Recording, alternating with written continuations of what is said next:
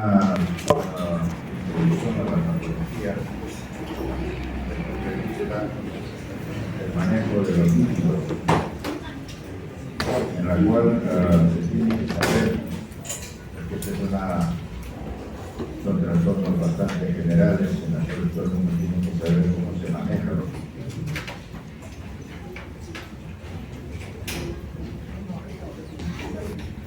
El corazón, como ves aquí,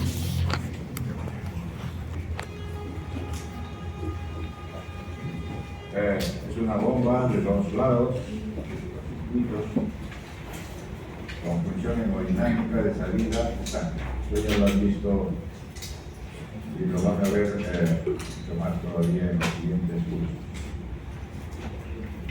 Tiene una presión de perfusión y la resistencia vascular. Son las dos cosas básicas que tiene el corazón. Todos los sistemas después, aorta y arterias y venas, todos son vasos conductores. La microcirculación incluye arteriolas, capilares y venas, que son los más pequeños. El endotelio proporciona una separación continua entre la sangre y los tejidos. ¿En qué se basa? El endotelio es una de las cosas más importantes. Las vénulas devuelven la sangre al corazón. El líquido intersticial representa más o menos entre el 12 al 15% del volumen corporal total. Y los linfáticos absorben, dice ahí, el líquido intersticial. La misma forma de que salga el líquido es. Ahora, esto es interesante, es importante. Ya conocen ustedes el movimiento de los líquidos. Los intracelulares es el 33% del líquido y el extracelular es el 27% de los líquidos. Dentro de esos extracelulares está la sangre, que es el 5%, en los linfáticos está el 12%, hay movimiento de los electrolitos que se mueven por todos lados, y dentro del tejido mesenquimal está el 9%. Más o menos esa es la distribución de los líquidos en el cuerpo. Y eso ayuda un montón de identificar esto, porque el movimiento de en cada uno de estos sitios va a ver el trastorno de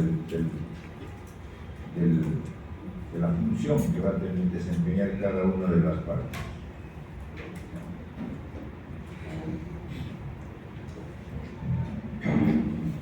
Aquí, la sangre cuando sale del corazón hace un movimiento, hace una presión el corazón y va a salir por los vasos más grandes, aorta y arterias más grandes, con una fuerza tal de que la punta de esa sangre que ha sido expulsada es en cono. ¿Por qué? Simplemente porque las laterales, por donde está rozando la pared de los vasos, hay resistencia.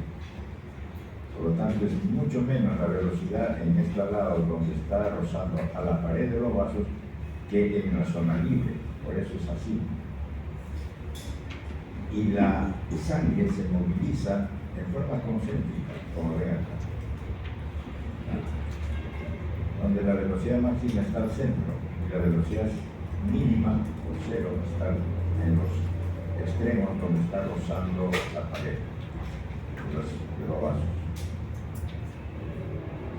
Esta es una fórmula que se utiliza en fisiología para ver que la fuerza con que está saliendo la sangre está determinada por la presión arterial menos la presión venosa sobre la resistencia de los vasos sanguíneos.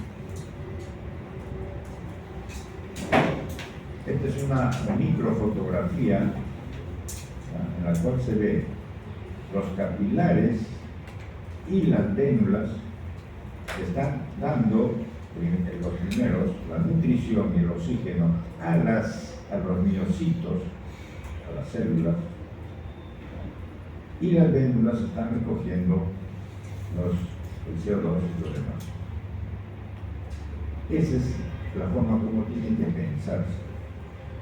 Por eso en el anterior decía dos cosas importantes: los vasos, y la resistencia periférica que está determinada al final.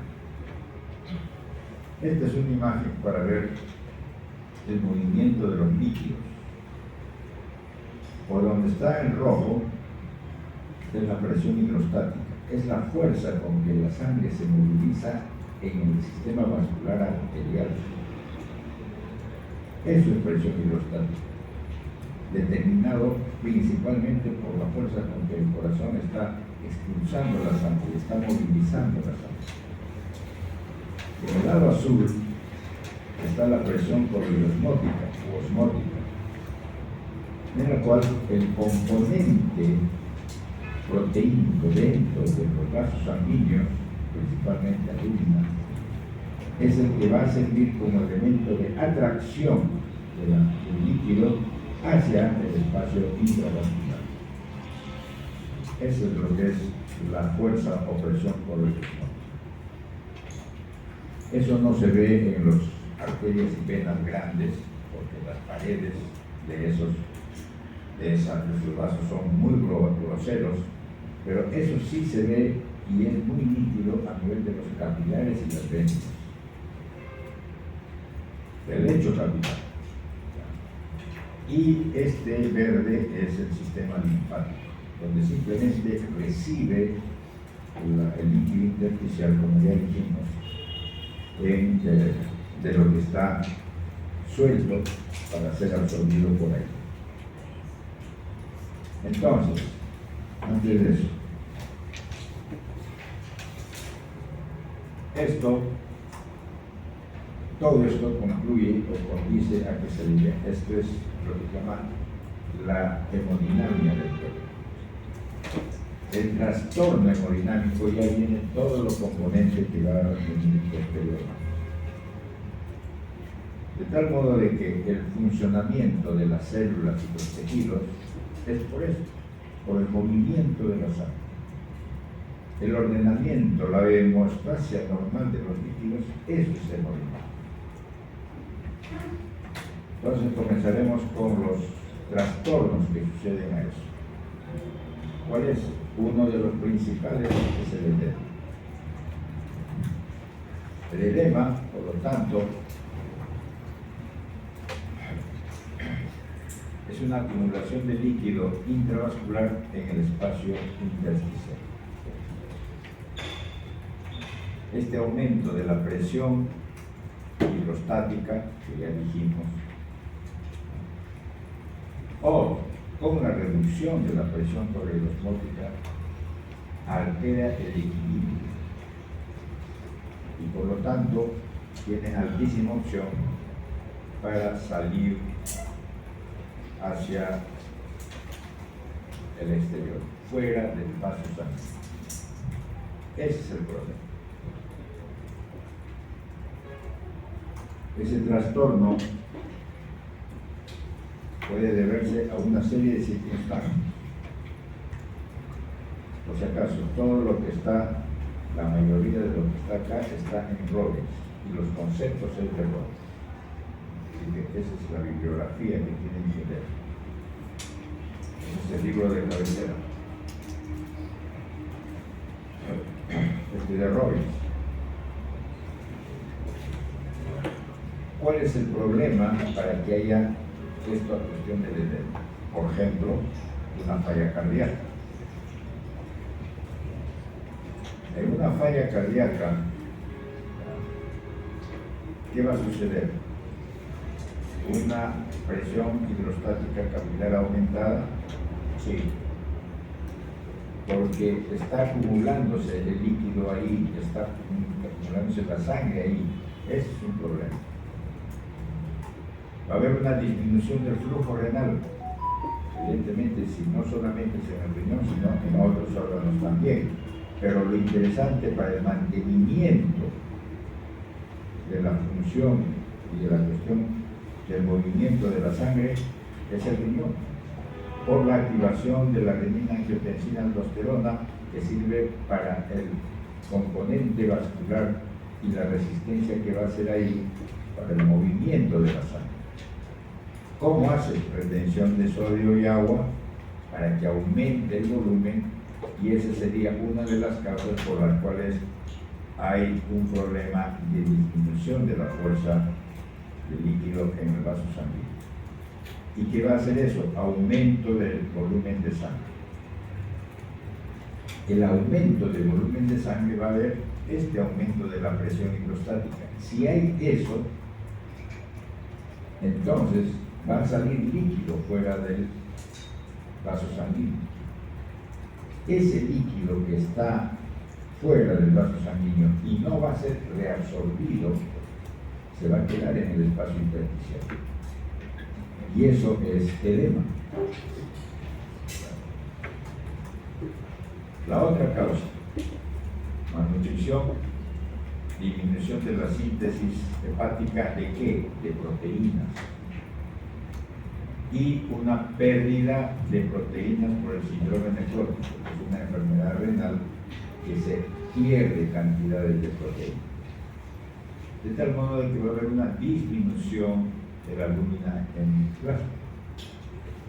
Esa disminución va a causar una disminución de la presión osmótica. Ya dijimos, tiene que haber los dos equilibrios, presión hidrostática y presión osmótica. Si hay un aumento de volumen de sangre, hay presión hidrostática. Si hay una disminución de presión osmótica, va a haber edema. Presión hidrostática aumentada, va a haber edema. Disminución de la presión osmótica, va a haber edema. Esas son las consecuencias de que hay causas. El edema, por lo tanto, es simplemente un pretexto, es una manifestación, es una consecuencia de otras enfermedades, no es la enfermedad propiamente dicha. ¿Correcto?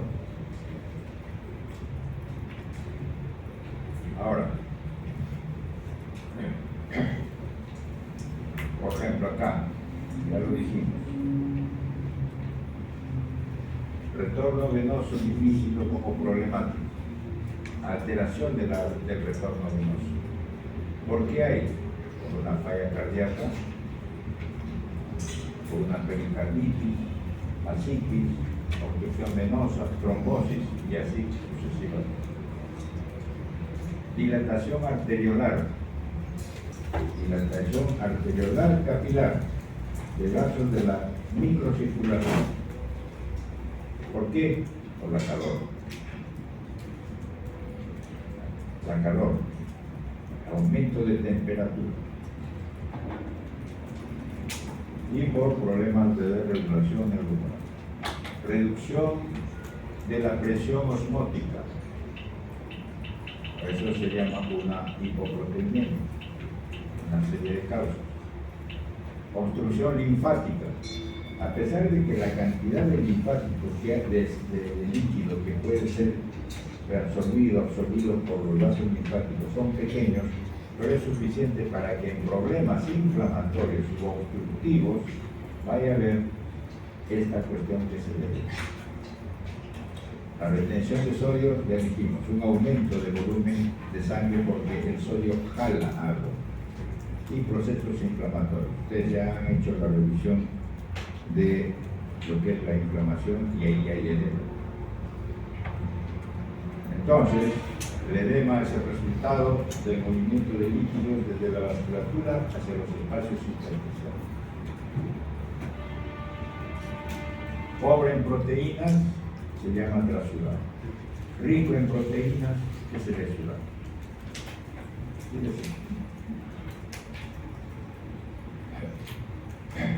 Entonces, ¿cuáles son las causas para que haya un edema?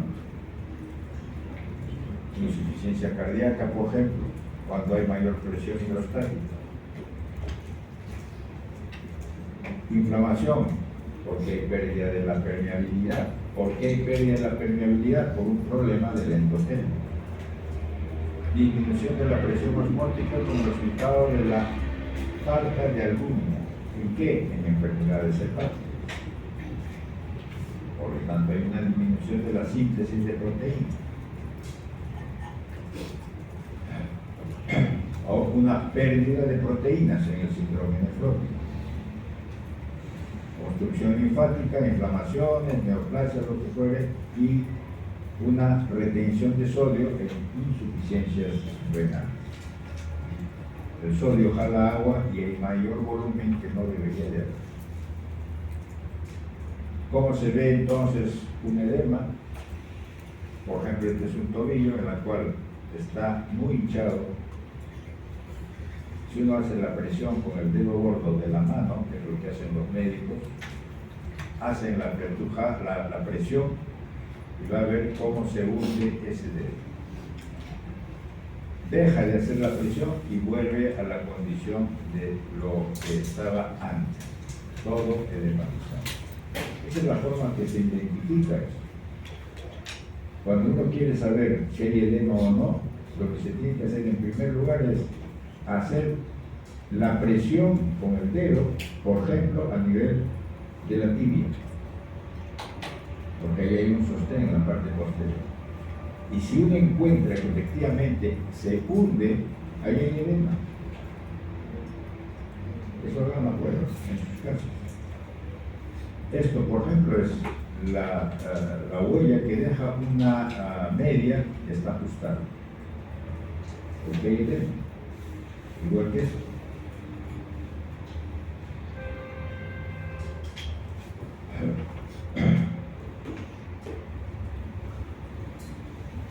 Con gran edema. Aquí hay otra enfermedad de fondo que es por un problema de vasos sanguíneos, pero lo más importante es esto para la identificación del edema. Está totalmente aumentado de volumen. Y eso es por algo. Desde el punto de vista microscópico se ve así, esta es la piel, por debajo en el celular subcutáneo, todos estos espacios claros es porque ahí hay líquido, igual que acá. Y seca la colágena, y entre ellos se pone líquido. Como en el proceso de hacer el tejido desaparece el agua, se queda esos espacios. Pero ya se identifica que eso es el edema. En el pulmón, por ejemplo, acá, ¿ya? La silueta de los pulmones, tanto derecho e izquierdo, están muy opacos, no se ve bien. ¿Por qué? Porque hay líquido. Y la manifestación líquida de un líquido dentro del pulmón es ver dentro de los alveolos. Aquí quedan huellas todavía de algo de aire, que debería ser así, totalmente limpio. Pero este material rosado que ven dentro de los alveolos, con eso se hace el diagnóstico de edema.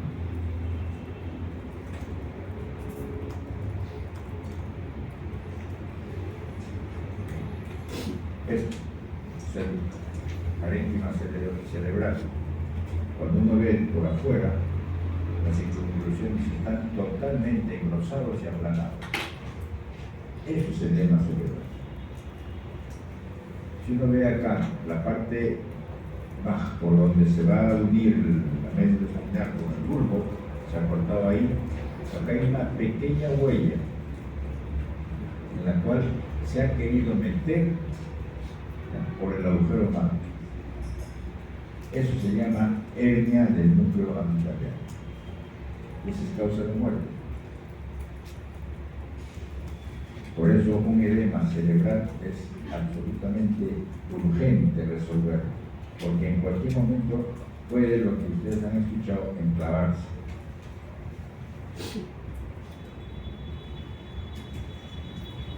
Si el pulmón, macroscópicamente, tiene dos condiciones: que está aumentado de peso y aumentado de tamaño, porque se ha acumulado el líquido. ¿Dónde? En los espacios alveolares.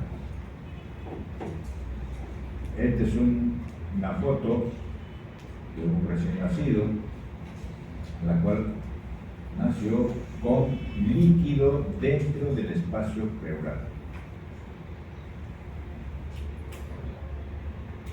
Entonces, los espacios virtuales, como es el espacio pleural, el pericárdico, el peritoneal, son espacios intersticiales que están ahí como continuidad de ese espacio intersticial. Y se mete el líquido ahí. ¿Y qué va a causar? Colapso del pulmón. Ese pulmón no va a respirar, no va a funcionar, no va a recibir el aire. Y eso se llama derrame pleural. Porque es líquido. Si es sangre, se va a llamar hemotórax. Si es pus, empiema pleural. Y así.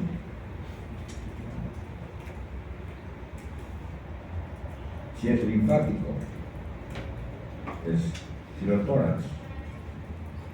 Depende qué cosa es lo que se va a llenar en este espacio pleural para darle el nombre. Si fuera todo el cuerpo lleno de líquido, un edema intenso y generalizado, eso se llama anasarca. Anasarca. Acá abajo están viendo, por ejemplo, la diferencia entre un miembro inferior aparentemente normal y esto totalmente aumentado de tamaño. El tamaño me refiero al grosor. ¿Por qué? Porque se ha llenado de qué. Ese es un problema, por ejemplo, de obstrucción linfática. A nivel de la zona superior inguinal se obstruye el linfático, los vasos linfáticos, y progresivamente aumenta de volumen este miembro inferior. Todo eso se ve. Bien, por el otro, hiperemia y congestión. Es interesante cómo el movimiento de la sangre y los vasos van a determinar algunas características. El aumento de volumen de la sangre en un tejido determinado puede ser por dos formas. Se le llama hiperemia cuando el proceso es activo y congestión cuando el proceso es pasivo. Aquí abajo están viendo una foto, un dibujo, en la cual la sangre arterial va a llegar hasta los capilares, hasta la parte media donde están las células del tejido. Deja el oxígeno y recoge el CO2. Y ahí se transforma en vénulas y se va a las venas. En la parte del medio es eso. Entonces, de tal modo de que las células van a recibir el oxígeno y van a dejar el CO2. Ese es el equilibrio, ese es lo normal. Aquí no hay ni hiperemia ni congestión, es la secuencia normal. Hiperemia, que es cuando la sangre que viene de la parte arterial sobrepasa la parte media del equilibrio, en la cual se va hasta la parte venosa. Por ejemplo, ¿por qué es un aumento del flujo de sangre? Hay demasiada sangre arterial que está llegando. Inflamación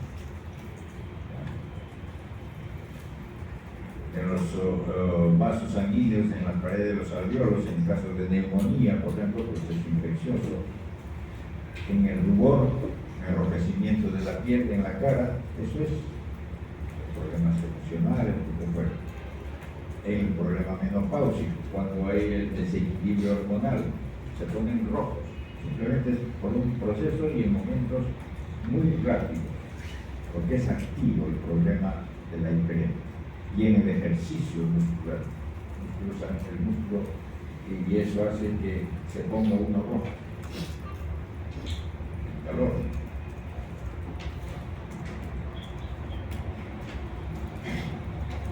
Por ejemplo, acá en la inflamación, este es un capilar lleno de sangre porque está siendo atraído en el área donde está el proceso inflamatorio, con gran movilización de polimorfos nucleares de leucocitos. Y aquí, en este espacio intersticial, estas zonas claras que ven ahí, hay líquido, o sea, hay edema.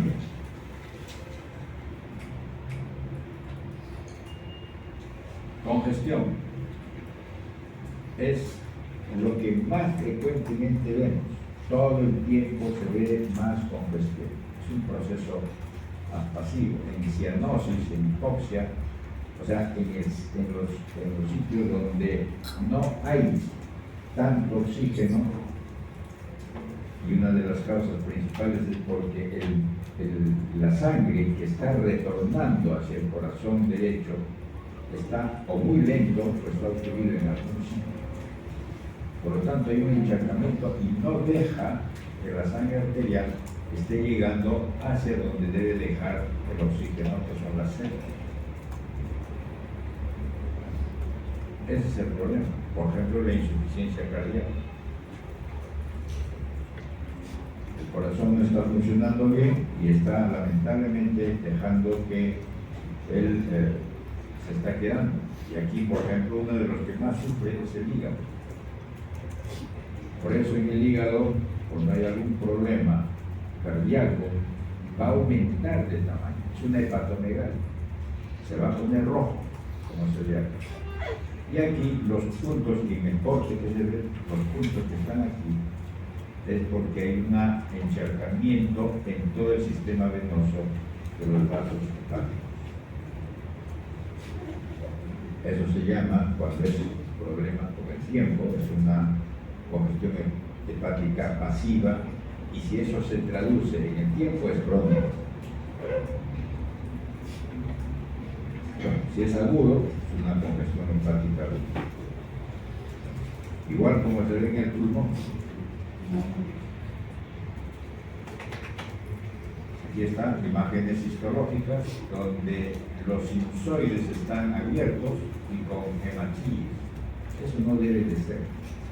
Si se queda dentro de los sinusoides hematíes es porque está habiendo un retorno muy lento. Llega un momento en que los hepatocitos de la zona central, como no está llegando oxígeno, van a morir. Va a haber necrosis de hepatocitos en la zona central. Y si eso es por largo tiempo, porque no están resolviendo la insuficiencia cardíaca, eso con el tiempo se fibrosa. Como ven acá, el azul significa fibrosis. Y eso, a eso se le llama cirrosis hepática.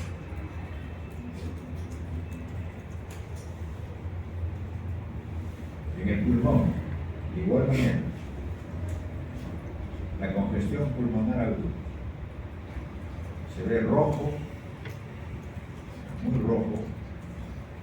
Hay edema, sí, debe haber edema, porque algo está sucediendo, que el líquido es lo primero que sale, por la mayor presión hidrostática, como ya lo dije antes, y los hematíes y la sangre se van acumulando ahí, están yendo muy lento, y eso es congestión. Y se demuestra. Los septos pulmonares, ¿se acuerdan por histología? Los capilares están ahí, en los septos. Y eso se dilata y se llena de hematíes. Eso es congestión. El líquido ya salió y hay edema pulmonar. Aquí es más nítido la cantidad de sangre que está en los septos. Y si eso sucede con el tiempo, lamentablemente, estos hematíes van a salir fuera del vaso sanguíneo del capilar y se van a meter a los alveolos, donde van a ser fagocitados, ¿ya? Y va a haber de ahí una huella de que el problema está en el corazón, porque a veces no se detecta el problema cardíaco, lamentablemente, y pasa un tiempo para que eso suceda. Por lo tanto, una falla cardíaca, va a haber una falla en el lado derecho, va a haber una mayor cantidad de presión en ese lado, en el corazón derecho, y es una congestión de todo el sistema venoso. Congestión venosa crónica en el hígado, en el vaso, en el riñón, en las venas que se manifiesta en los miembros inferiores. Eso es lo que se caracteriza desde el punto de vista clínico.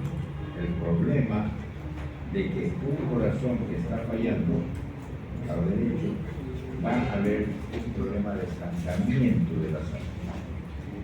Eso es congestión. Y si hay una falla en el lado izquierdo, lo principal que va a suceder es que ese corazón no está funcionando como se debe, está dejando la sangre, ¿dónde? En el pulmón, que es el anterior al corazón izquierdo. Y va a haber un problema de congestión venosa crónica pulmonar.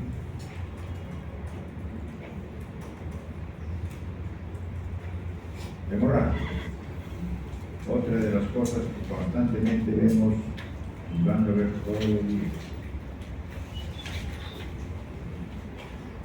¿A qué se debe la hemorragia? Destrucción del tejido, que han puesto masivo, sepsis y lesión endotelial. Liberación de factores,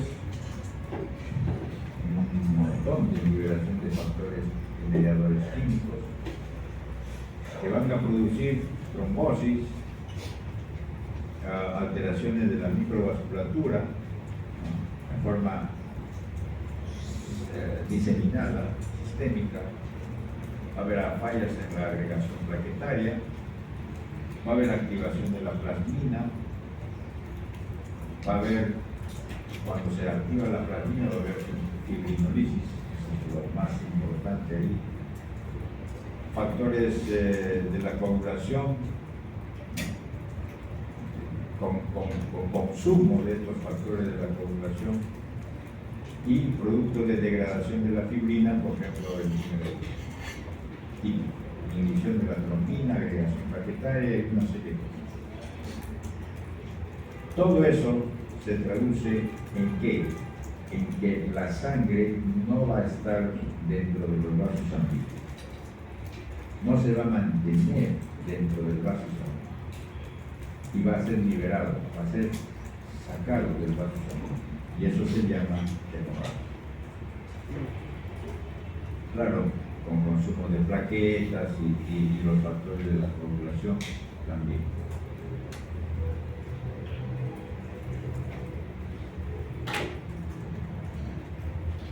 La hemorragia se ve desde el punto de vista macroscópico, o sea, un médico puede identificar si hay hemorragia o no si es que la manifestación de esa hemorragia está en la parte externa, evidentemente. Y eso tiene sus nombres, dependiendo del tamaño de lo que va a encontrar, del tamaño de la dimensión de la hemorragia. Y tiene nombres. Es por eso que en la terminología médica ustedes tienen que aprenderse bien para tener una buena definición y descripción de las cosas. Por ejemplo, cuando la hemorragia es de 3 milímetros, un poco más de 3 milímetros, eso se llama púrpura. Hablo en el sitio más fácil de identificar, que es la piel,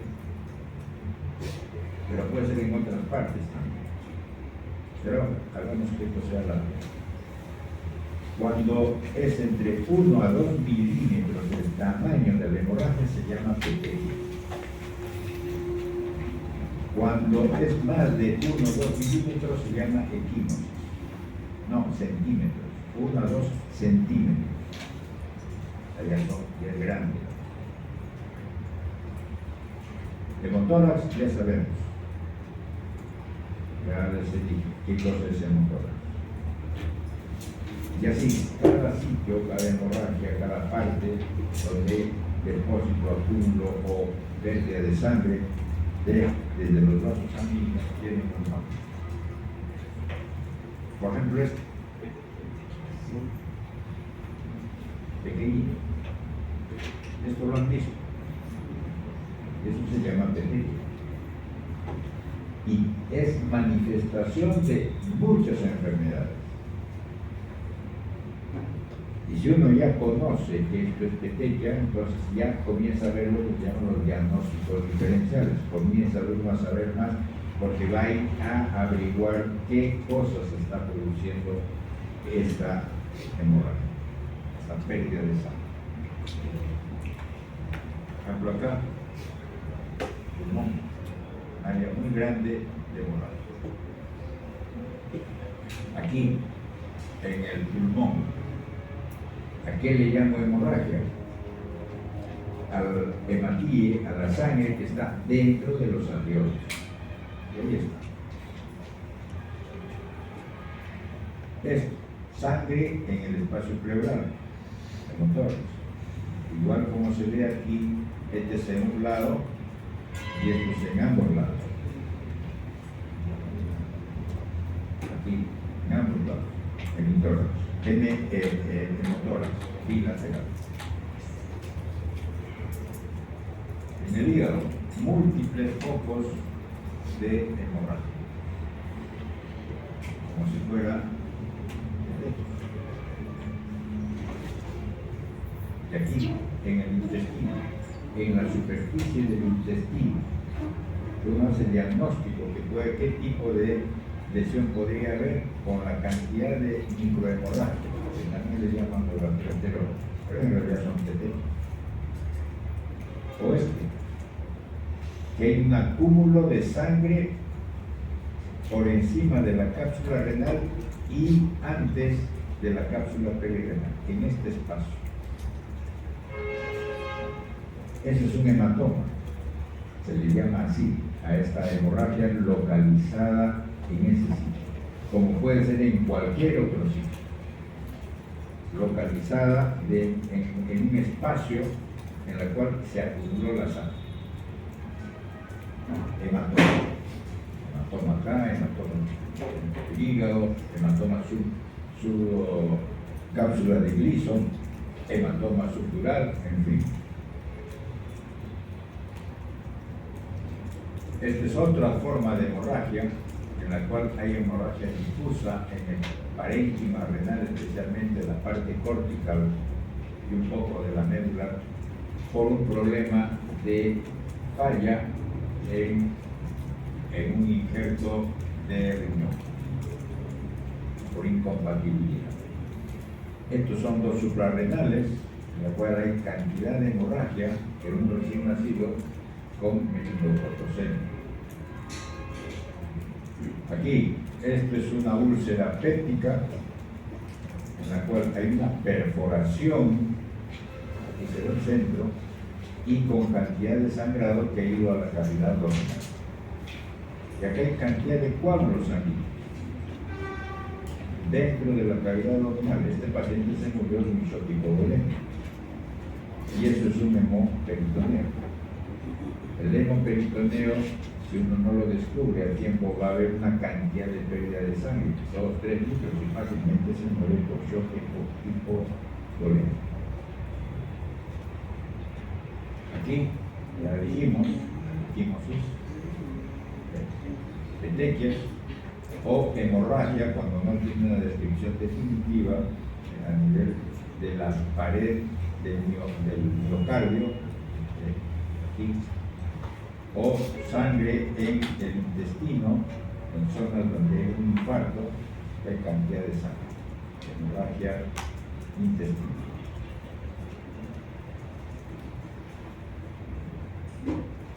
Igual, ¿verdad? Múltiples focos de hemorragia cerebral. O aquí, una hemorragia intracerebral, que podríamos llamarlo también un hematoma, pero se le conoce más como hemorragia intracerebral. Este es un hematoma subdural, coágulo de sangre organizada, localizada entre el hueso craneal y la médula. Pues una hemorragia subaracnoidea, donde es difuso el sangrado, está por debajo del aracnoide y se va por todos lados. ¿Es consecuencia de qué? Una ruptura de un vaso de una arteria que se encuentra a nivel subaracnoideo.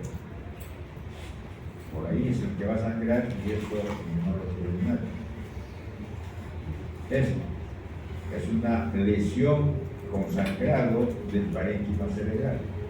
Toda la parte anterior, frontal, está destruido totalmente con pérdida de tejido y sangre debido a que se golpeó la parte occipital y por el sistema de rebote se lesionó la parte anterior. Bien, hemostasia. Otro concepto que tienen que aprender.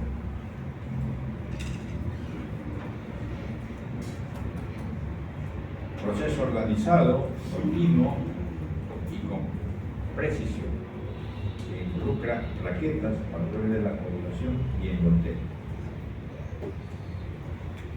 Ocurre en el sitio de la lesión vascular y culmina en la formación de un coágulo sanguíneo. Ese es hemostasia. ¿Para qué sirve eso? Para prevenir o limitar la extensión del sangrado, o sea, de la hemorragia. Entonces, en esta definición hay tres elementos que están incluidos, hay más, pero acá hay tres que son comprometidos: plaquetas, factores de coagulación y el endotelio. Hay otros más, eso lo vamos a ver.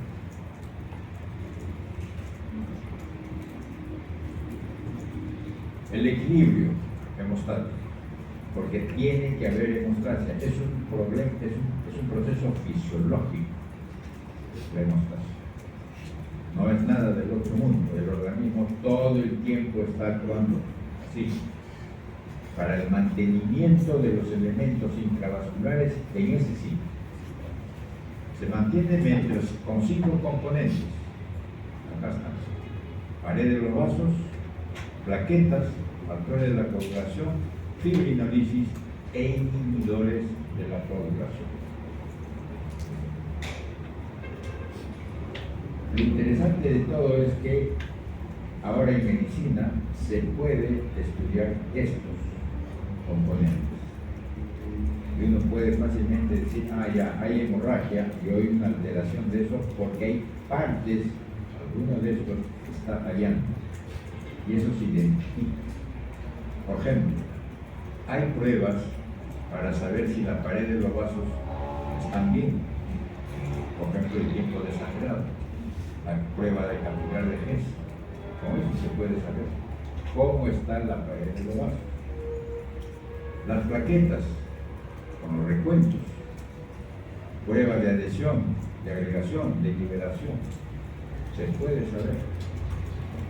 La prueba de detección de factores de la coagulación, eso es a cada rato. Tiempo de tromboplastina parcial, activada, tiempo de protrombina, tiempo de trombina, pruebas especiales. Hay varios factores de la coagulación que uno puede identificar. Pruebas para la fibrinolisis, prueba de lisis de la hemoglobina y de los factores de los elementos degradantes de la fibrina, de las partes degradantes de la fibrina, por ejemplo el timerotec. Y pruebas para inhibidores son la antitromina y la proteína C y S. Todos estos se pueden saber ahora en medicina. Y uno sabe si la hemostasia está adecuada o no. Porque a la larga, ¿qué es esa hemostasia? Es el equilibrio, simplemente es eso. ¿Para qué? Para evitar que haya sangrado en el órgano, salida de sangre de los vasos sanguíneos. El endotelio, entonces, uno de los factores más interesantes, más importantes, siempre les digo, el endotelio es una célula que hay gente que ha hecho libros sobre el endotelio y está desde el corazón, que recubre totalmente, hasta el último capilar en el organismo. ¿Cómo se ve? Desde el punto de vista histológico, en HE, es una vénula, el endotelio está acá, ligeramente aplanado, fino, en una arteriola, se ve aquí, así se ve, y en un microscopio electrónico, estos son los endotelios, firmemente unidos a la parte interna del vaso sanguíneo.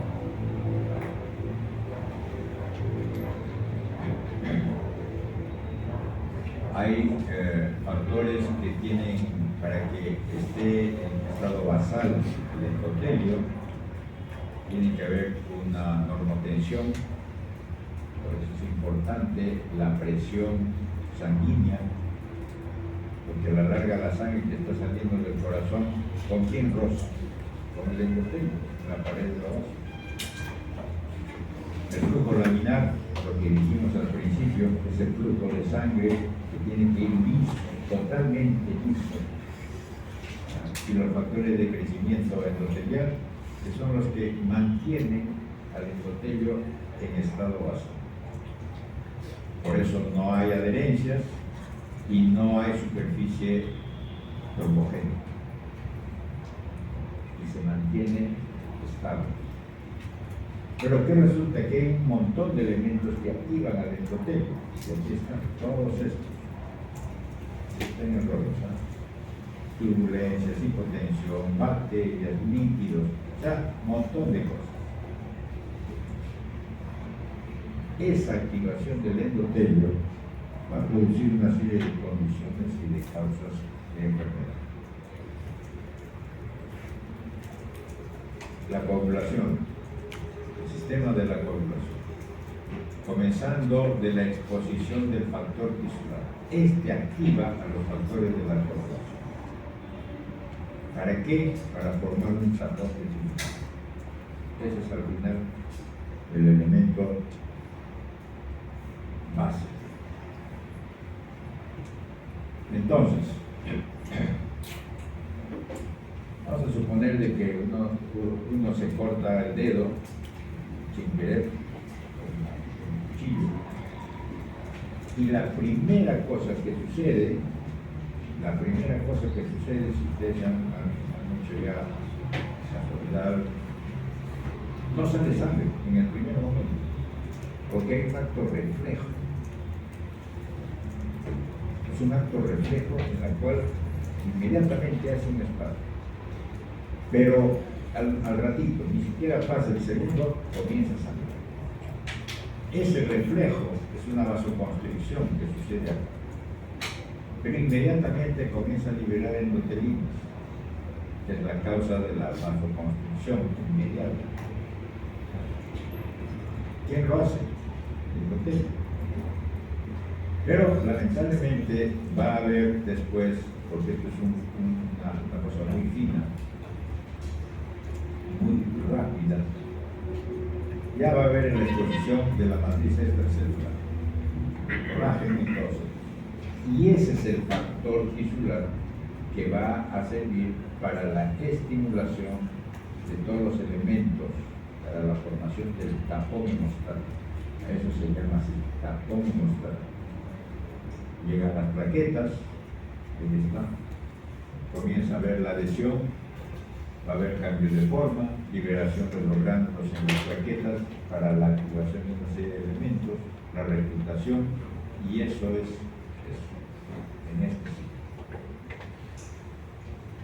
Esa es la hemostasia primaria.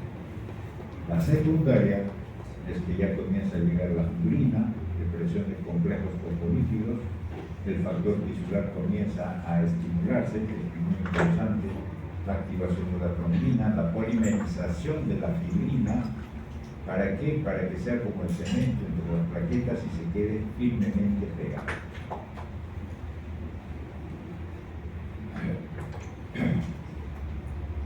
Y al final está el trombo, pero ese trombo, ustedes hacen la secuencia de lo que se cortó uno, eso no va a estar permanente, eso no se va a quedar así por siempre. Inmediatamente a todos los factores trombóticos que aparecen, también se activa todo el sistema antitrombótico. Por eso está ahí. Acá, ¿no? Liberación de fibrinolisis por el TPA. El TPA es muy interesante porque eso viene del endotelio. El endotelio es el que produce eso. Las trombomodulinas. Y comienza a destruir, a fragmentar a las fibrinas. Ya no se polimeriza, porque esto está ya bien ordenadito. Ya es un verdadero tapón, donde queda todavía atrapado algunos reucocitos y algunos hemáticos. Pero ya aparecen estos otros elementos.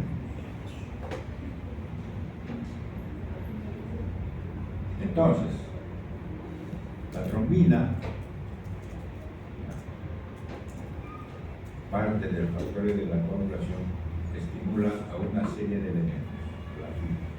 Al fibrinógeno para formar la fibrina, estimulado por la matriz extracelular. Las plaquetas estimulan al tromboxano.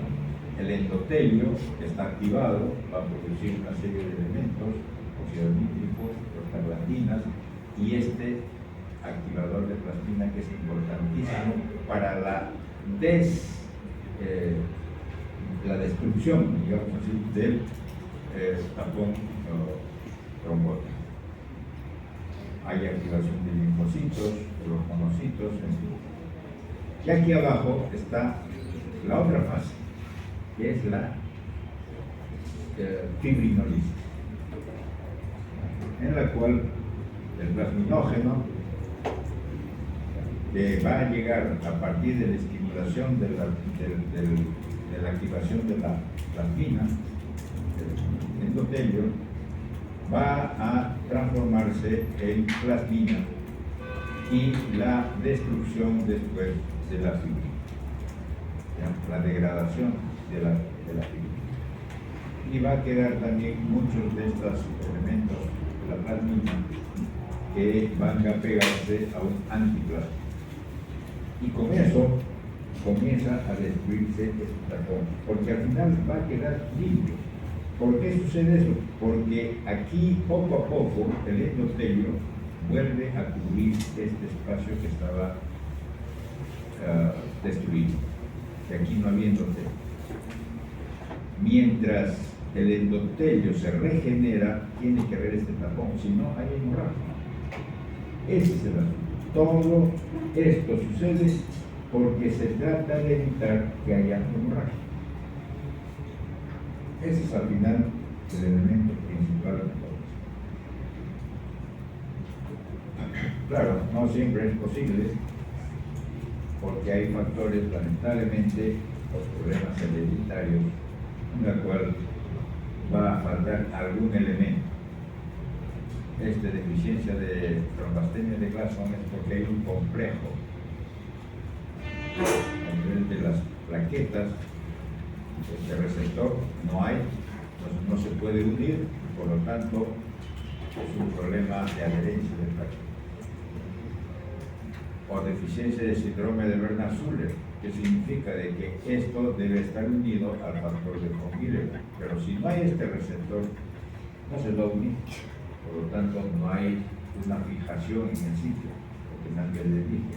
Esto sucede solamente en el sitio donde el vaso está lesionado, no es en cualquier parte del cuerpo.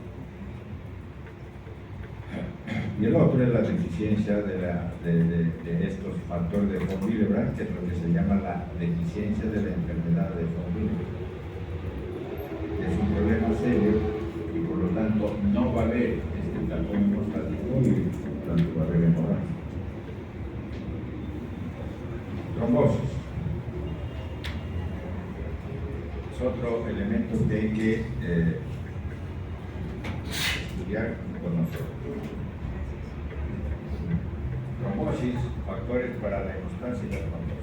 Entonces, si sabemos que hay una hemostasia, porque tienen que ver todos estos elementos para que se tapone temporalmente un sitio lesionado, la trombosis es ya la patología de esa hemostasia. Entonces, los que inhiben a la trombosis, en términos generales, es la integridad del endotelio. Si el endotelio está normal, en estado basal, no hay ningún problema. Ese es el mejor elemento para que no haya trombosis.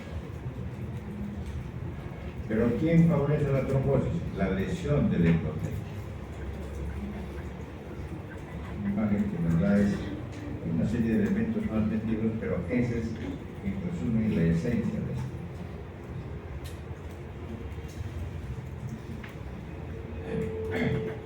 Claro, dentro de ellos también está la hipercoagulabilidad. Hay una serie de problemas desde el punto de vista genético que no son tan frecuentes, pero sí se encuentran. Hay raros, hay muy raros, que no los tomaremos en cuenta. El problema más es la parte secundaria, factores de riesgo. Una persona que está en cama inmovilizado tiene un altísimo riesgo de que se activen los factores de la coagulación. ¿Quién puede estar ahí metido dentro de la cama sin movilizarse? Los que tienen infarto, los que tienen problemas de ese tipo, algo de fibrilación auricular, evidentemente el corazón no está funcionando y hay una ectasia sanguínea, presión de los tejidos, fracturas, quemaduras, cáncer, en fin. Aquí en nuestro país tenemos una de las cosas más interesantes, eso, ¿cuál es? Los que viven en altura. ¿Quién está en este cuadro? Creo que no. Ustedes saben que la gente que vive en Cerro del Paso, más de 4.000 metros, tienen que ir cada cierto tiempo al hospital. ¿Para qué? Tienen que saber. Es para hacer lo que le llaman la sangría.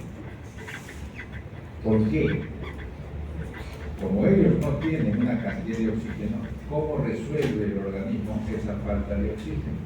Produciendo más hematina. Por eso cuando uno hace la medida de la cantidad de hematíes en sangre de un paciente que vive, de una persona que vive en Cerro del Paso, tiene 16, 17 gramos de hemoglobina. Lo que normalmente aquí tenemos entre 13, 14, 15 a lo más. Ellos tienen 17, 18 gramos de hemoglobina, 19 gramos de hemoglobina. Esa sangre es espesa, se moviliza muy lento. Y por lo tanto tienen que sacarle sangre, tienen que sacarle hematíes para que se movilice. Si no, ese es el problema. Que puede haber activación de los factores de la coagulación.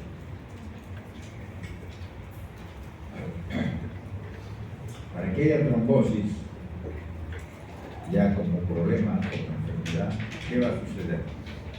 ¿Por qué sucede? Ya le dijimos, lesión del endotelio. Flujo sanguíneo anómalo, lo que acabo de decir. Muy lento. Hipercoagulabilidad.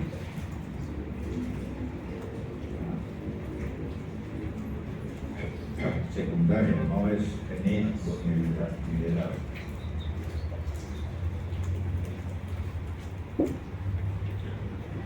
Antes de eso, tenía que mostrarles esto. Esta es una aorta, una persona, 70 años, ha maltratado a su aorta, claro, sin que él sepa, pero con su estilo de vida. ¿Qué se ve acá? Úlceras en la superficie interna. ¿Qué cosa traduce eso desde el punto de vista hemodinámico? Que la sangre no va a correr en un flujo laminar, no, acá va a haber lo que se llama turbulencia. Y la turbulencia es un factor importantísimo para la formación de corte. Por lo tanto, aquí trombo, formación de masa sólida o trombo constituido por elementos de la sangre en la luz de un vaso sanguíneo, en el corazón. Ese es un trombo. ¿Cómo se ve el trombo? El trombo tiene varias características. Eso lo vamos a ver. La evolución del trombo, porque evoluciona, cambia. Acá, por ejemplo, acá es un corazón en la cual hay un trombo acá.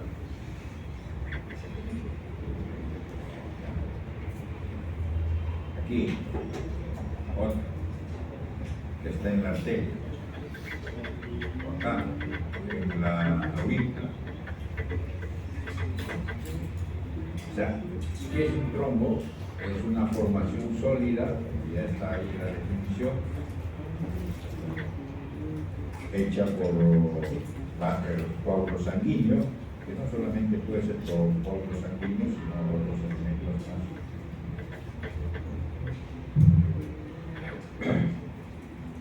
que están adheridos a la pared de un vaso. Que puede ser un vaso pequeño, un vaso grande, mediano, en fin, puede haber.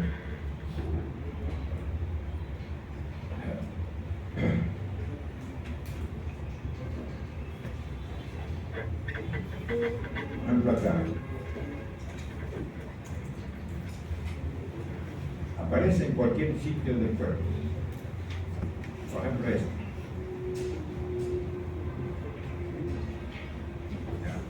Esto es una fotografía, una microfotografía de un trombo que está en la aorta o en el corazón. Está constituido por fibrina, que es esto, y atrapado hematina.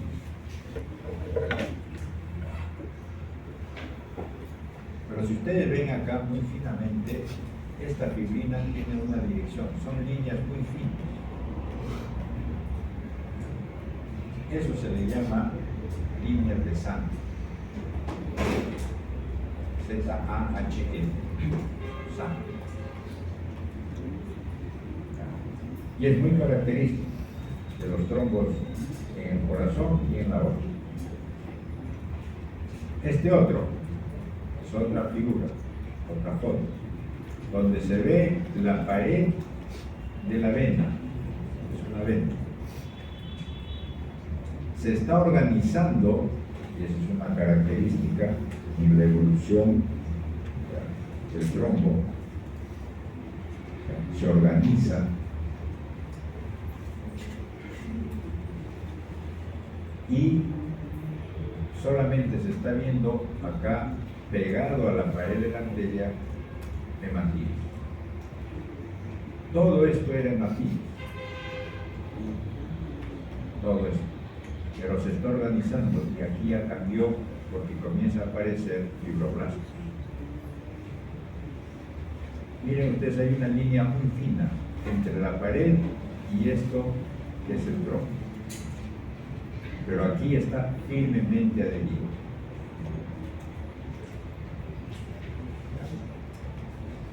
Ese es un trombo que está en organización. Entonces, un trombo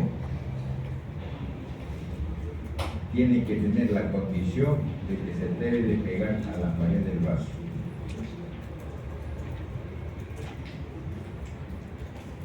Puede obstruir toda la luz del vaso. Miren acá abajo. Esta es una foto del sistema venoso de las ilíacas. y aquí está un trombo, totalmente que ocupa la luz. En algún sitio está adherido porque ahí se formó. Entonces, un trombo se forma en un sitio donde está lesionada la pared del vaso, donde se lesionó el endotelio y se pegó firmemente. Y ahí comenzó, no es que se pegó, sino ahí comenzó y crece ese trombo.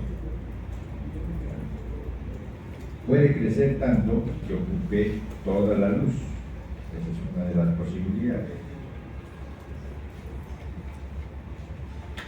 ¿Qué otra posibilidad hay? Por ejemplo, acá en este sistema venoso, que el sistema de degradación del trombo puede hacer que lo resuelva totalmente y desaparezca con el factor de la fibrinolisis. Desaparece. La otra opción es que un pedazo de este trombo pueda romperse. Y al romperse va a viajar, porque siempre crece, los trombos crecen en dirección a donde va el flujo sanguíneo, no va en retroceso, sino va en dirección al flujo sanguíneo. Entonces, ese pedazo de trombo que estaba firmemente adherido, un pedazo de ese trombo se rompe, se fragmenta y va a viajar. Que acá llegó al pulmón, viaja por el sistema vascular. La otra opción es que no se termine de resolver totalmente, o sea, que no quede limpio el vaso, sino queda ya con un pedazo de trombo firmemente adherido.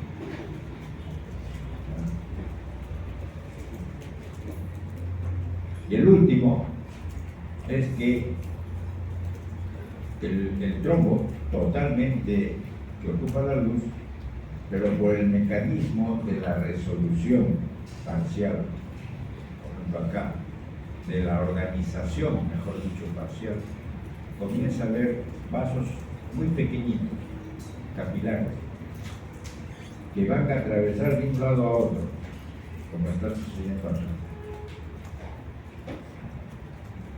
Pero eso no va a ser suficiente para que la sangre pase de un lado a otro. Es como un bloqueo en el cual a las justas pasa un poquito, que eso no es suficiente para que funcione adecuadamente.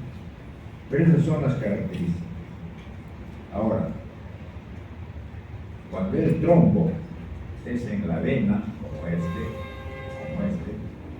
es de color rojo, porque ahí queda atrapado el hematoma. Y es por el flujo sanguíneo muy lento que está corriendo y por lo tanto los hematíes están ahí. La mayor cantidad de elementos dentro de ese trombo son hematíes. En cambio, cuando es un trombo arterial, no, ese es un trombo blanco. ¿Por qué? Como se ve acá, la mayor cantidad es fibrina. Esas son las diferencias de los trombos, dependiendo del sitio donde esté.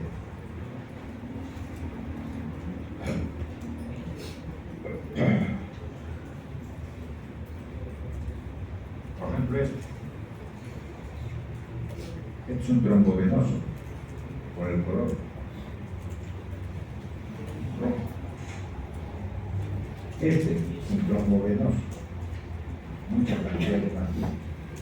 Y además, porque este tiene una válvula, que es la vena. Ustedes saben que uno de los sitios más frecuentes de trombos son las varices venosas de los miembros inferiores. Y es por eso, por la ectasia de la sangre que va lentamente. Este otro, por ejemplo, está en fase de resolución, que es una arteria. Esta es una arteria, hay mucha más fibrina. No siempre es así, dependiendo de las fases, porque acaso en medicina nada se sabe. Pero eso es lo que más común uno debe de aprender.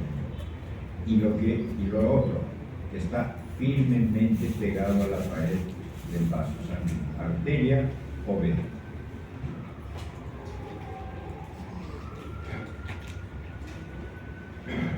Bien. Flemotrombosis y tromboflebitis. ¿Cuál es la diferencia? Es importante. Pongo esto. ¿Cuál es la causa mayor, principal? En el tamaño del primer trombo, cuando es un problema de trombo por ectasia, siempre comienzan pequeños, como antes le dije. Comienzan de a poquitos y poco a poco va agregándose los elementos de la formación del trombo. Orquetas, apoyo de la populación, y atrapados los hematilles, los leucocitos y todo eso. Poco a poco comienzan a crecer, ya comienza pequeño. Pero en un problema de tromboflebitis, como su nombre lo dice, es un problema de inflamación de la vena. La flebitis es el problema de vena. Y se va a producir un trombo porque está dañado la pared de la vena.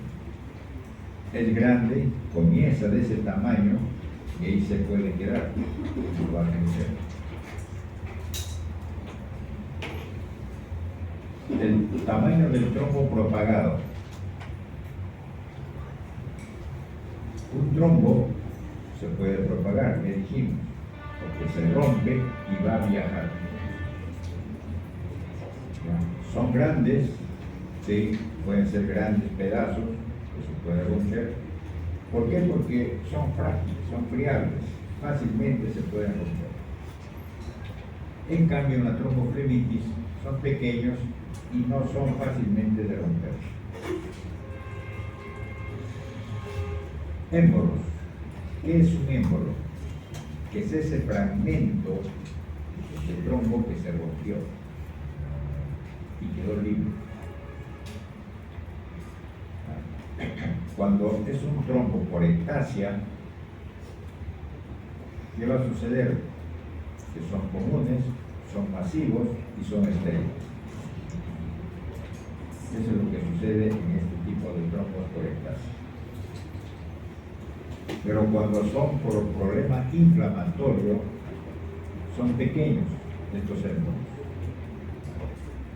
Y estos émbolos, o sea, estos pequeños fragmentos que se rompen, van a viajar y dentro de ese pequeño trombo está constituido por qué? Por plaquetas, por fibrina, por hematíes, por leucocitos, por infartos nucleares y además por gérmenes.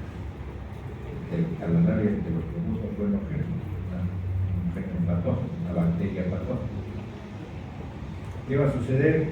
Esos van a viajar y a esos son émbolos que están llevando a gérmenes. La localización de donde comienza estos trombos por ectasia generalmente son los miembros inferiores, eso ya le dije, o los sitios donde hay plexos.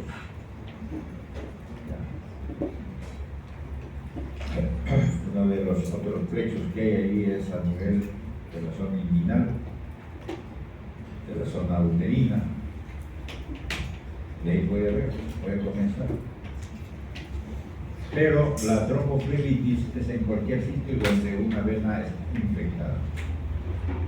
Y generalmente son los miembros inferiores, un sitio donde se pusieron pusieron la aguja infectada. La clínica de esto en las ectasias es silente, puede crecer, por ejemplo, en una varice, puede haber un trombo y comienza a crecer y no se da cuenta el paciente porque no duele, no se manifiesta. Simplemente lo que va a suceder es mayor edema, el edema de los miembros inferiores. Y la tromboflebitis, en la tromboflebitis sí. ¿Por qué? Porque es un proceso inflamatorio. Ustedes saben los signos de la inflamación. Esas son las diferencias entre ambos. Bien. Entonces, viendo esto, miren cómo se moviliza eso. Ahí nos quedamos para la siguiente.